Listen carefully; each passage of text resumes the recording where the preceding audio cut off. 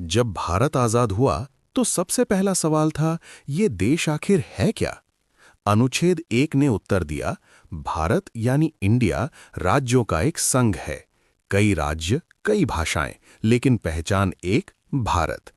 इसका मतलब है कि भारत कोई ढीला गठबंधन नहीं, बल्कि एक मजबूत और एकीकृत राष्ट्र है।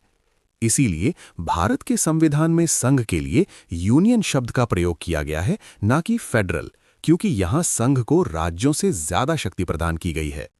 समय के साथ कुछ क्षेत्र भारत से जुड़ना चाहते थे। तब आया अनुच्छेद 2, जिसने भारत को नए राज्यों को शामिल करने की शक्ति दी।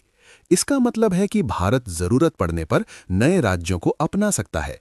उदाहरण से समझें तो सिक्किम पहले अलग देश के रूप में था, लेकिन 35वें संविधान संशोधन 1975 में इसे भारत में मिला लिया गया। भारत में हुए राज्यों के प्रवेश की शक्ति संसद के पास है। फिर जरूरत पड़ी बदलाव की। अनुच्छेद 3 ने कहा, राज्यों की सीमाएं बदली जा सकती हैं, नए राज्य बनाए जा सकते हैं। इसका अर्थ है कि भारत की एकता बनाए रखते हुए प्रशासन को बेहतर किया जा सकता है। अर्थात मौजूदा राज्य के कई हिस्से करना, या राज्य के क्षेत्र को छोटा बड़ा करना, या दो से अधिक राज्यों को मिलाकर एक राज्य बनाना इत्यादि।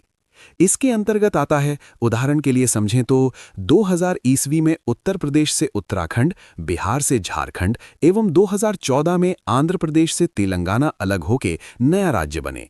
ये सब करने की ताकत केवल और केवल संसद को है। लेकिन क्या इससे संविधान बदल जाएगा? अनुच्छेद 4 ने स्पष्ट किया, ऐसे बदलाव संविधान की मूल आत्मा को नहीं बदलते, अर्थात इसे अनुच्छेद 368 के तहत संविधान संशोधन नहीं माना जाएगा।